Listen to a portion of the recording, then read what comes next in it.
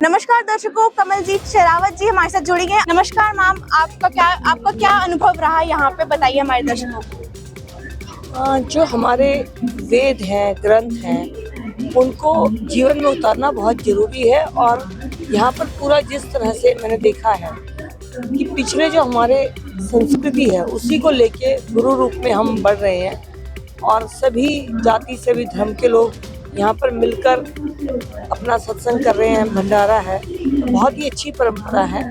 और सत साहिब जब हम कहते हैं तो लगता है कि आज के युग में भगवान का नाम हम ले रहे हैं। जी मैम, हमें यहाँ पे देखने को मिलता है कि बिल्कुल दहेज मुक्त विवाह भी संत रामपाल जी महाराज करा रहे हैं, तो उसके बारे में आप कुछ कहना चाहेंगे? हमारे धर्म में ये सबसे बड़ी बात है कि समाज की कुरीतियों को ठीक करना है, और उसमें आदरणीय रामपाल जी जो कर रहे हैं वो धर्म के हिसाब से भी है और सामाजिक भी है। तो गुरु जी अपना काम कर रहे हैं जो समाज के लिए बहुत जरूरी है, और उनको बहुत बहुत साधुवाद।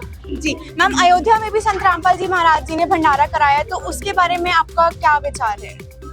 अयोध्या सनातन धर्म की आत्मा है और वहाँ पे राम प्रतिष्ठा पे सभी संतों ने आशीर्वाद दिया, तभी ये संभव हुआ।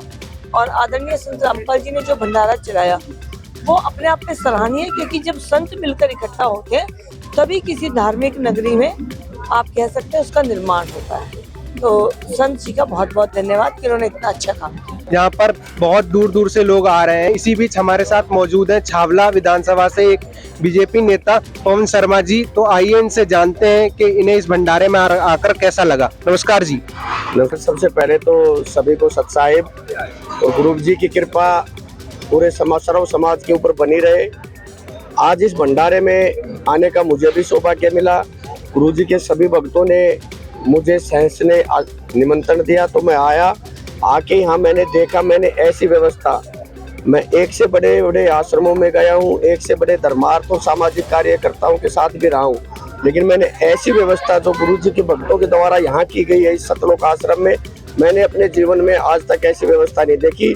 मैं गुरु जी के चरणों में विनती करता हूँ, प्रार्थना करता हूँ कि हम सब पर अपना आशीर्वाद ऐसे ही बनाए रखे और सभी भक्तों को अपने आशीर्वाद के से सजोए रखे।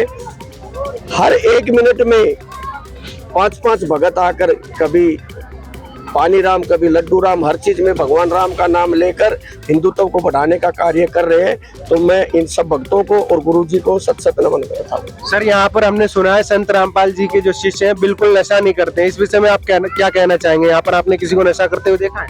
नहीं, नशा ये तो करते ही नहीं महाराज के शिष्य। तो ये समाज को भी जागरूक कर रहे हैं कि समाज में कोई भी आज का जो नौजवान है वो नशे की लत में पड़ जाता है।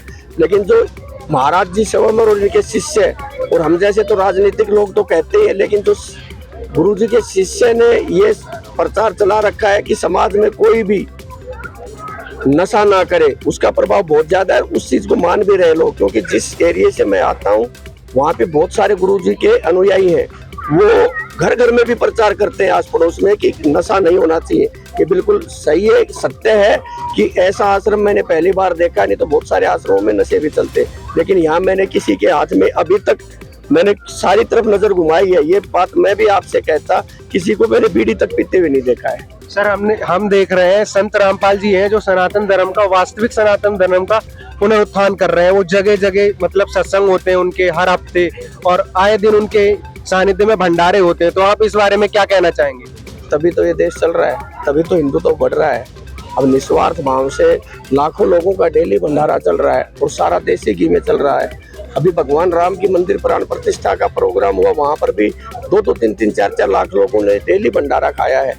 तो सनातन को जिंदा रखने वाले हैं महाराज जी और इनके शिष्य हर घर में प्रचार कर रहे हैं। तो सर, आप और क्या बताना चाहेंगे इस आश्रम के बारे में, संत रामपाल जी के बारे में? मैं 5 साल पहले एमसीडी में डिप्टी मेयर तक रहा, 1 साल में, अभी 6 साल से हम निगम की बैठक में भी, एरिया में भी अधिकारियों को लेके हर बाजार में भी घूमते थे कि प्लास्टिक मुक्त क्षेत्र होना चाहिए। लेकिन मैंने यहाँ महाराज जी के आश्रम में आज आके देखा कि प्लास्टिक नाम की कोई भी चीज नहीं देखी। नहीं तो बड़े बड़े आश्रमों में जब भंडारे होते हैं तो पत्तल प्लास्टिक की यूज करते हैं, चम्मच यूज करते हैं, लेकिन यहाँ सब कुछ स्टील का यूज था। तो मैं महाराज के सभी शिष्यों को और महाराज जी को इसके लिए उनका आभार और धन्यवाद भी करता हूँ। दूसरी बात, मुझे बहुत सारे भगत जो मेरे एरिया में भी रहते हैं उनके यहाँ किसी की, चाहे कोई गरीब हो चाहे कोई अमीर हो, जो बेटियों की शादी होती है वो सारी व्यवस्था स्वयं की जाती है और सबको एक जैसा भोजन दिया जाता है। तो मैं तो ये कहता हूँ, मेरे को पहले भी निमंत्रण देने आए थे सभी शिष्य, लेकिन मैं दिल्ली में न रहने की वजह से किसी कारणवश नहीं आ पाया था। मैं आज अपने आप को बहुत बड़ा भाग्यशाली और भाग्यवान मानता हूँ कि मैं आज इस व्यवस्था में आया हूँ। मैंने यहाँ का सारा व्यवस्था देखी है और आगे जहाँ पर भी गुरु जी का आश्रम का वो जहाँ पर भी भंडारा होगा या जहाँ पर भी वचन चलेंगे, मैं सर्व समाज को लेके साथ जाऊंगा और हम सब पर आशीर्वाद अपना बनाए रखे। मेरा इतना ही कहना है।